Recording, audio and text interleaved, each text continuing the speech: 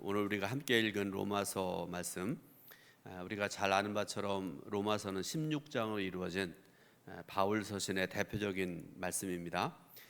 두 부분으로 나눠진다고 말씀드렸죠. 1장부터 11장까지는 믿음으로 의롭게 된다. 여러분, 이건 로마서의 주제이기도 하고 성경 전체의 주제이기도 하고요, 우리 신앙의 기본입니다. 믿음으로 의롭게 된다. 이신칭의란 그런 말씀 들으셨죠? 교리적인 부분입니다. 그래서 로마서 1장부터 11장까지는 읽어도 좀 내용이 어렵습니다.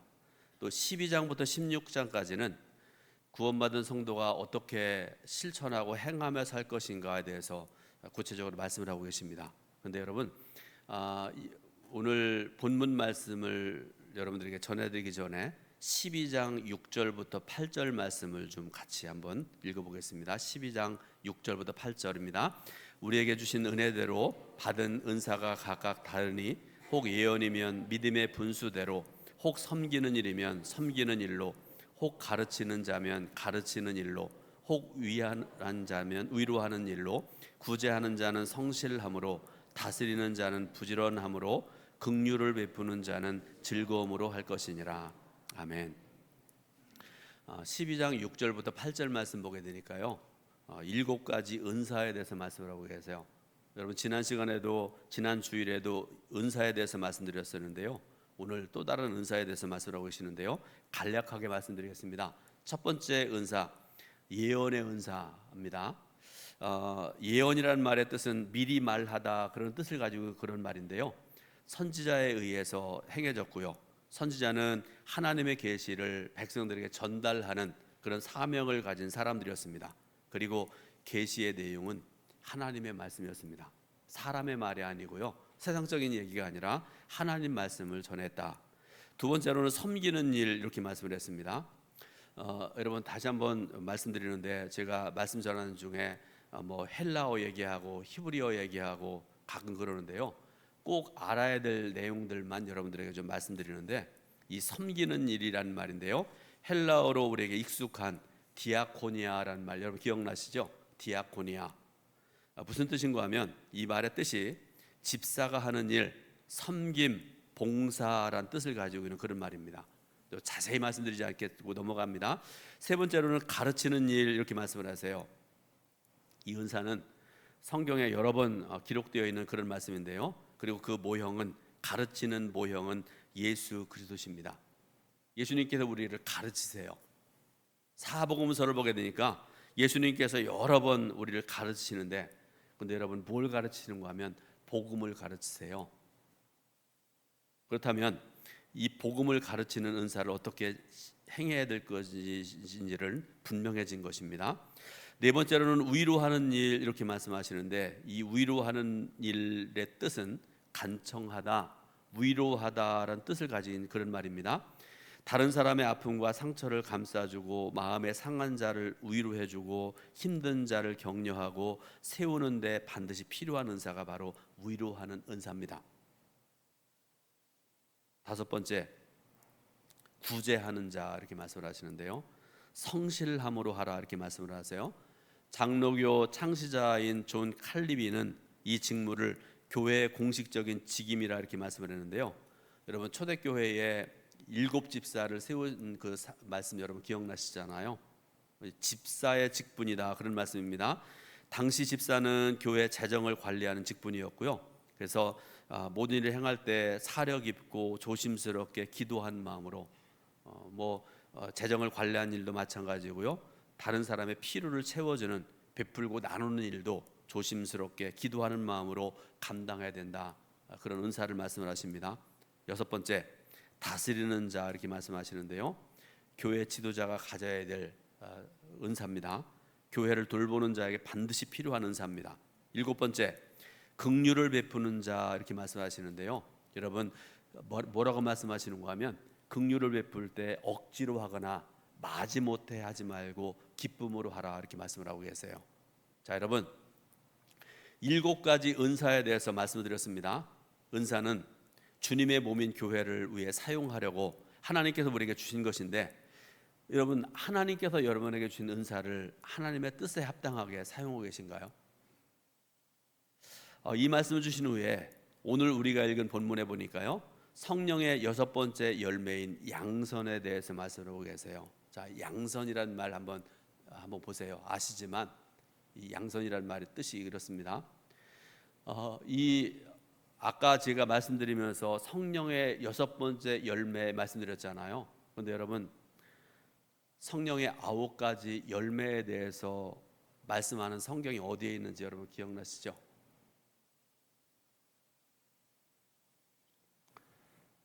일부 예배 때 아무 대답을 안 하시더라고요. 제가 묻고 제가 다시 대답을 합니다. 유명한 갈라디아서 5장 22절부터 23절에 성령의 9가지 열매를 말씀을 하고 계세요. 그런데 그 열매 중에 9가지 열매 중에 양선은 여섯 번째 열매다, 그런 말씀입니다. 이 양선이라는 이 은사는 하나님께서 주신 것입니다. 그리고 이 양선을 우리에게 말씀하시면서 뭐라고 말씀하시는가 하면 선으로 악을 이기라 우리에게 권면하고 계세요. 근데 여러분 한번 생각을 해보세요. 선으로 악을 이기라는 말씀을 들으면 여러분 어떤 마음이 드세요? 막 마음속에 이대로 살아야 되겠다 그런 생각으로 막 용수듬치나요? 아니면 참 어려운 말씀하신다 그런 생각을 하시나요? 우리가 살아가는 세상은요, 거짓과 술수가 가득하고 선을 행하기에는 너무나 악한 그런 세대인 것 같습니다.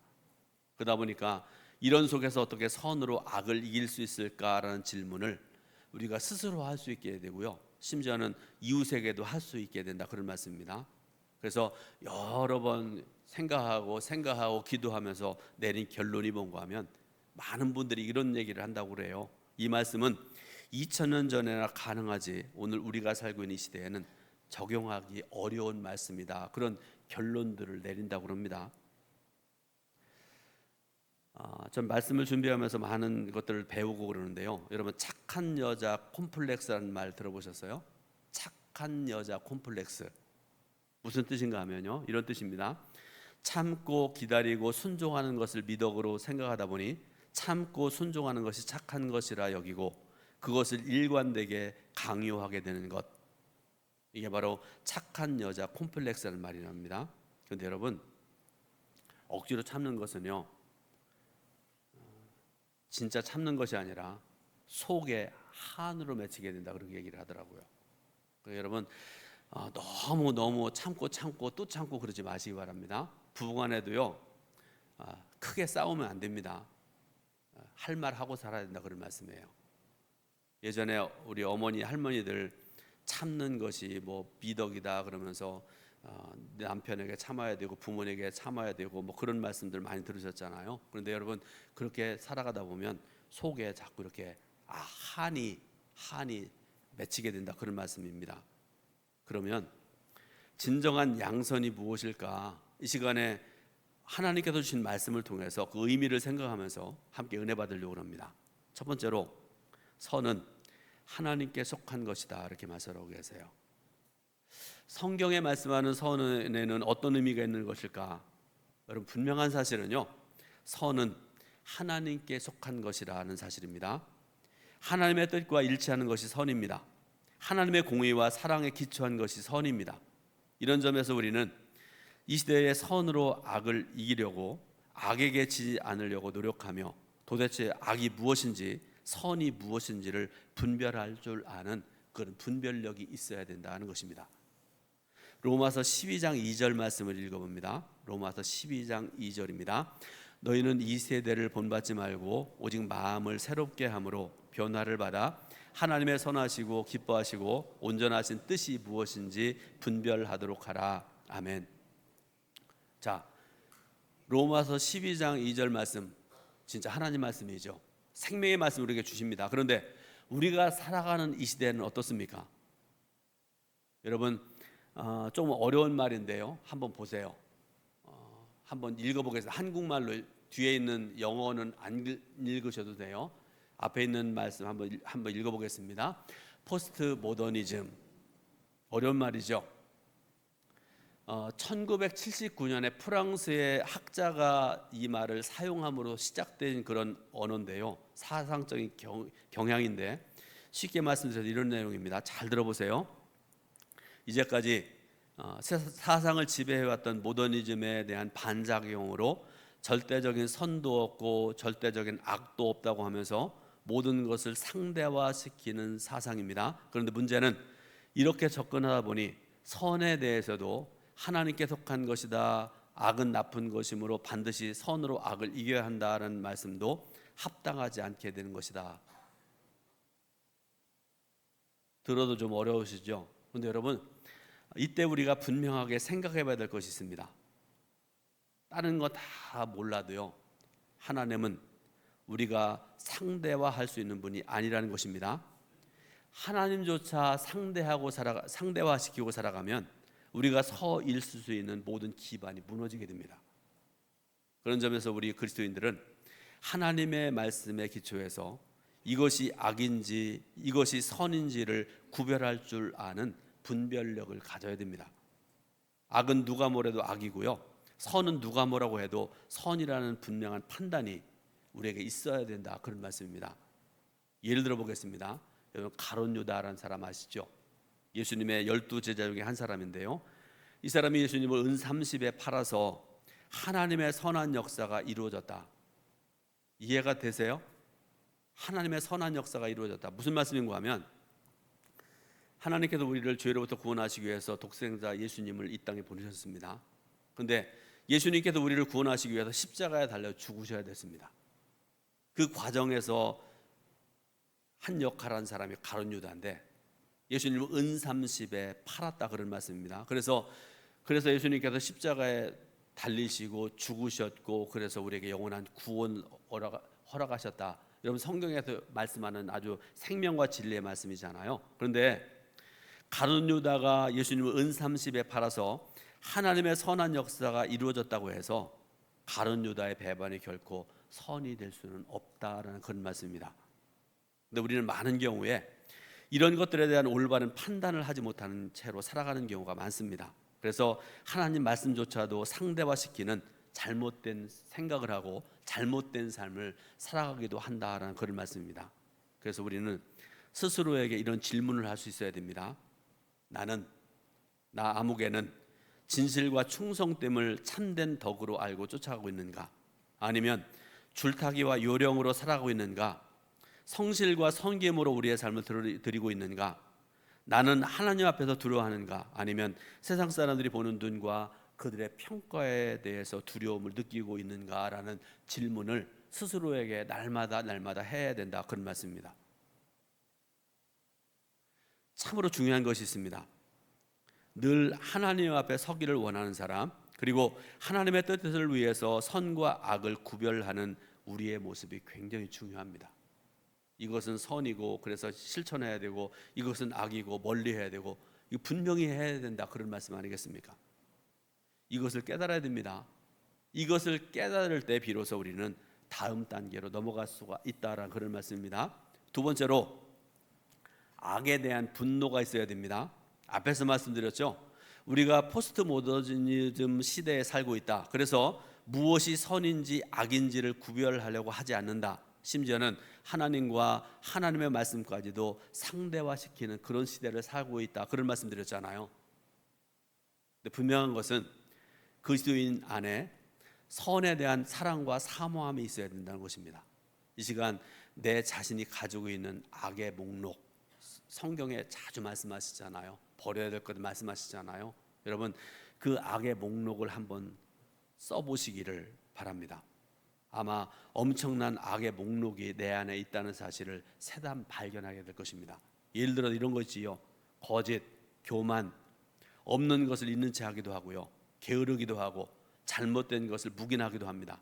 남이 잘된 것을 시기하고, 잘못되었을 때 박수치는 나쁜 마음도 있습니다. 다른 사람을 함부로 비판하고 멸시하기도 합니다. 오래 참음도 없고 용기도 없습니다. 정욕이 있고 연약함 속에서 허우적거릴 때도 있습니다. 그리고 그 밖에 수많은 우리가 버려야 될 것들, 하나님께서 원하지 아니하시는 악의 목록들이 있지 않습니까? 이럴 때 우리는 반드시 두 가지를 해야 됩니다. 첫 번째로 하나님 앞에서는 내 연약함을 날마다 고백해야 된다는 것입니다. 예를 들어 이런 거지요. 하나님, 제가 부족합니다. 제 안에 거짓이 있습니다. 교만이 있습니다. 죄가 있습니다. 불의가 있습니다. 저로 하여금 하나님의 선하심을 본받게 하옵소서. 하나님의 선하심을 사랑하고 사모하게 하옵소서. 이런 기도를 날마다 해야 된다, 그런 말씀입니다. 두 번째로 하나님이 주시는 선함을 사랑하고 사모하는 마음을 가짐과 동시에 내 안에 있는 잘못과 거짓된 것을 향해서는 분노하는 마음을 가져야 된다.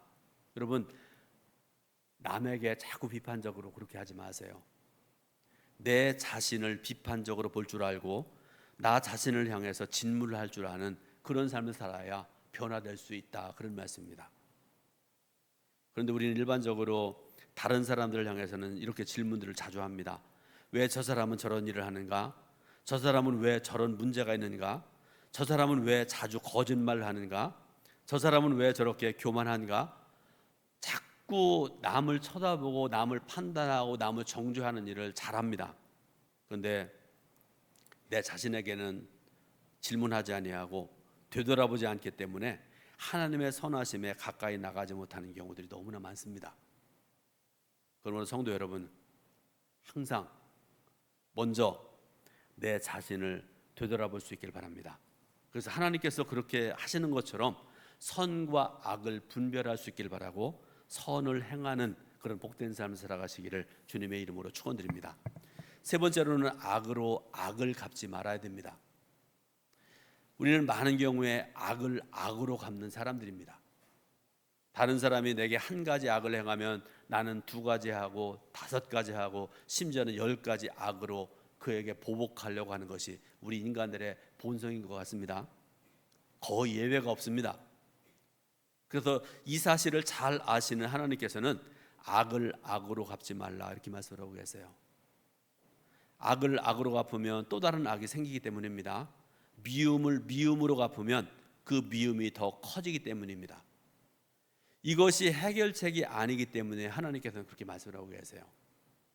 그래서 구약에서 주신 한계, 우리 인간들이 할 수 있는 한계를 말씀하고 계십니다. 유명한 말씀이죠. 출애굽기 21장 23절부터 25절 말씀인데요. 유명한 말씀입니다. 같이 한번 말씀 봉독해 올립니다.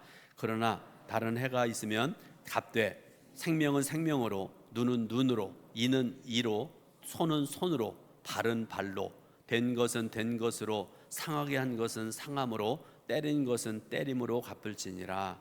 아멘. 이제 큰일 났습니다. 왜 큰일 났는가 하면 누군가가 실수로 내 일을 하나 부러뜨렸으면 나도 반드시 그 사람의 일을 부러뜨려야 됩니다. 이게 하나님의 율법입니다. 아무개 집사님이 실수로 내 일을 부러뜨렸어요. 여러분, 이 중에서 가장 없으면 보기 싫은 게 앞니 아니겠습니까? 그죠? 아무개 집사님 일을 벤치로 뽑든지 뭐 어떻든지 한데 부러뜨려야 되죠. 가만히 보니까 이 중에서 어금니 굉장히 중요해요. 그죠?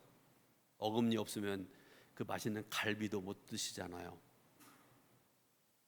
또 어떤 분들은 심지어는 누군가 내 일을 하나 부러뜨렸다고 그러면 나는 2개는 부러뜨려야 된다고 생각하는 그런 사람이 있을지 모르겠습니다. 그런데 여러분, 오늘 함께 읽었던 출애굽기 21장 23절부터 25절 말씀, 이렇게 말씀 주신 이유는 너희 마음대로 보복하라는 그런 뜻이 아닙니다. 이 말씀을 주신 이유는 그렇게 하지 말라는 그런 말씀이죠. 만약에 부득이 보복하려고 그러면 그 사람의 이 하나만 부러뜨려라, 이렇게 말씀하시는 거죠. 악을 악으로 갚지 말라, 선으로 악을 이기라, 이런 말씀, 이것은 사랑하라는 말씀이고요, 용서하라는 말씀입니다. 선하신 하나님을 사랑하면, 우리를 사랑하시는 하나님을 열망하면 우리도 조금은 하나님을 닮아갈 수 있지 않겠습니까? 하나님이 100이라면 그 중에서 여러분 다 하나 10 정도는 닮아갈 수 있지 않을까요? 이것이 바로 사도 바울의 가르침입니다. 악을 악으로 갚는 것, 전쟁터에서 힘으로 힘을 갚은 것들을 행하면 상처가 커집니다. 민족 간에도 그렇고요, 나라 간도 마찬가지입니다. 또 제가 말씀드리는데, 얼마 전에 제 딸들하고 얘기하다가 일본 미안합니다. 제가 얘기하다가 일본 놈 얘기했더니 제 딸이 그래요. 그런 얘기하면 안 된다고요. 그래도 알만한 분이, 배운 분이 그렇게 하면 안 된다고 그러면서 저를 가르치더라고요. 왜 그럴까요?